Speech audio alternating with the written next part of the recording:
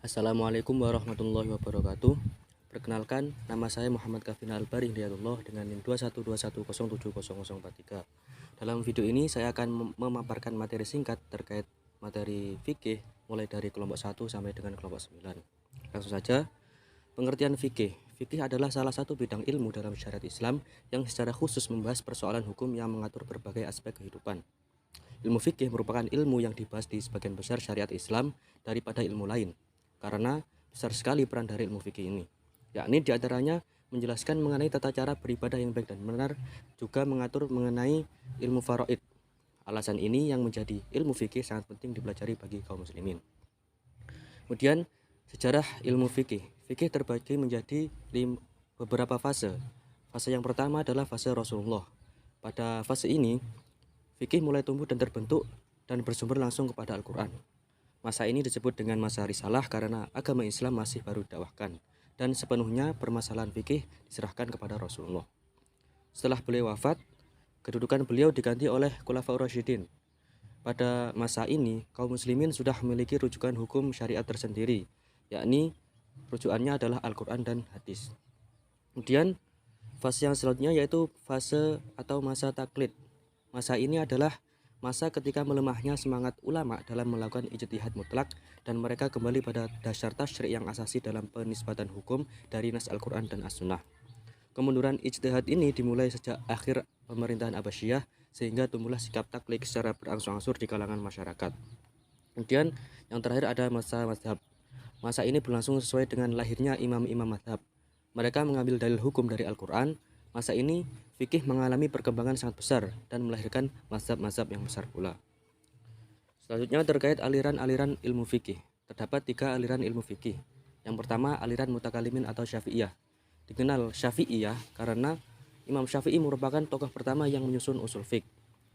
Dan disebut juga sebagai mutakalimin karena dalam pengambilan hukum menggunakan cara-cara yang dilakukan oleh ahli kalam, yakni menetapkan kaidah ditopang dengan alasan-alasan yang kuat, baik nakli maupun akli. Aliran ini membangun usul fikih secara teoritis murni tanpa dipengaruhi oleh masalah cabang agama. Juga dalam menetapkan kaidah selalu menggunakan alasan yang kuat tanpa dipengaruhi masalah furuk dalam mazhab.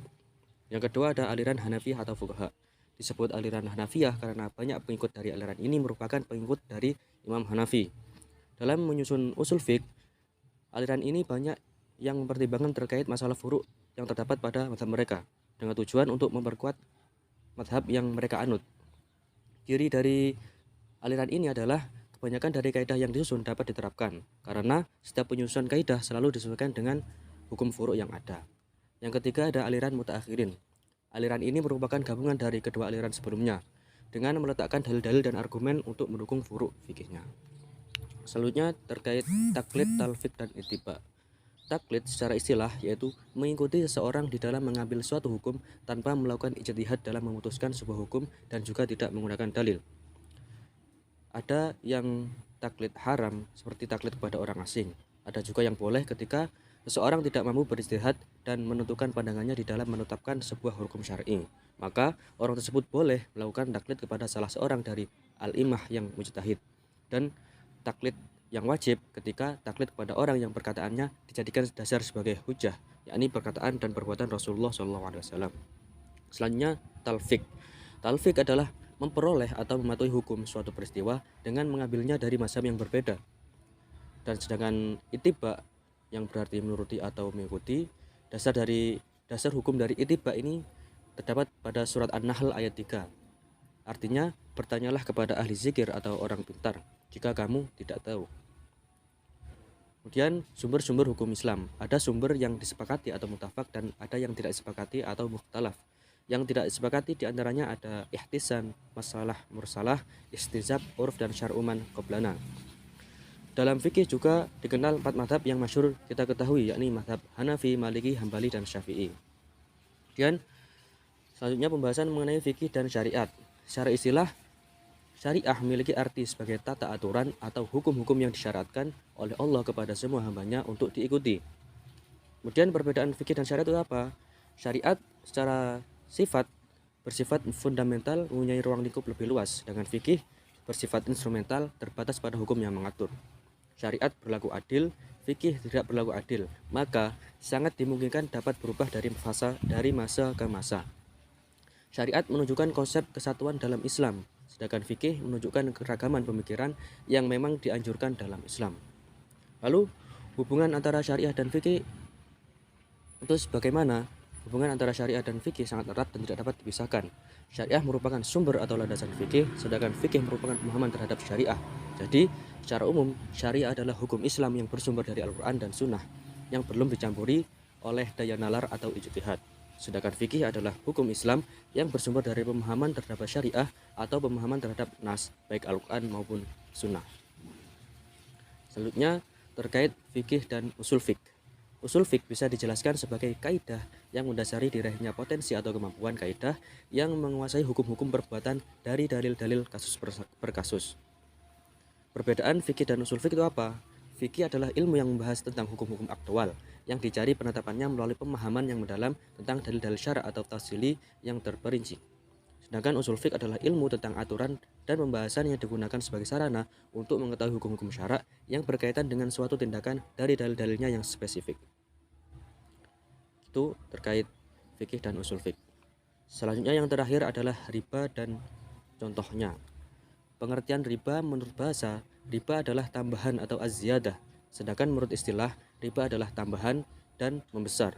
Namun, tidak semua yang tumbuh merupakan riba, sebab zakat juga memiliki pengertian tumbuh dan berkembang, namun hal ini bukan termasuk bagian dari riba. Dalilnya riba gimana? Allah berfirman, Bismillahirrahmanirrahim, wa ahlallahu al-bai' wa harrama riba. Artinya, padahal Allah telah menghalalkan jual beli dan mengharamkan riba. Kemudian macam-macam riba. Riba yang pertama ada riba qard, ialah adanya syarat kepada orang yang berhutang disebabkan adanya suatu kelebihan. Contohnya, seorang meminjam uang sebesar 500.000 dan seorang yang meminjamkan akan memberikan tambahan dengan sebab untuk memenuhi syarat kepada orang yang meminjamkan.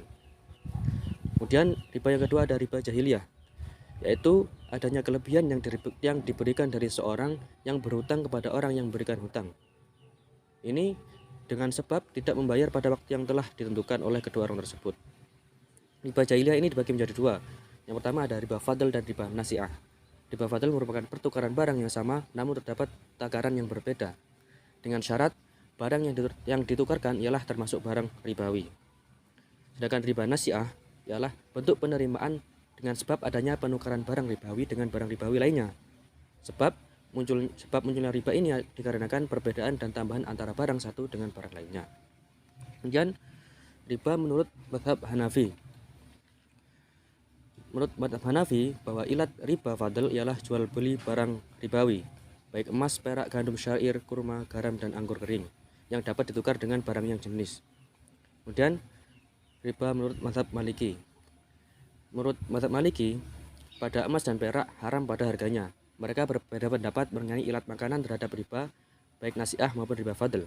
Riba nasi'ah memiliki ilat haram sebab adanya makanan bukan hanya makanan saja, melainkan terdapat unsur penguat dan kuat untuk disimpan lama, atau terdapat kedua unsur tersebut. Sama dengan ilat dari riba fadl yang terdapat unsur penguat dan dapat disimpan lama. Yang terakhir, riba menurut mazhab Syafi'i. Menurut mazhab Syafi'i, riba emas dan perak terdapat pada harganya. Dalam artian, kedua barang tersebut dihargakan atau menjadi harga sesuatu. Bukan hanya emas, namun uang yang tidak terbuat dari emas juga memiliki dan menjadi harga dari sesuatu. Mungkin itu saja penjelasan materi dari kelompok 1 sampai kelompok 9 yang dapat saya sampaikan. Kurang lebihnya dari saya mohon maaf. Semoga bermanfaat. Wassalamualaikum warahmatullahi wabarakatuh.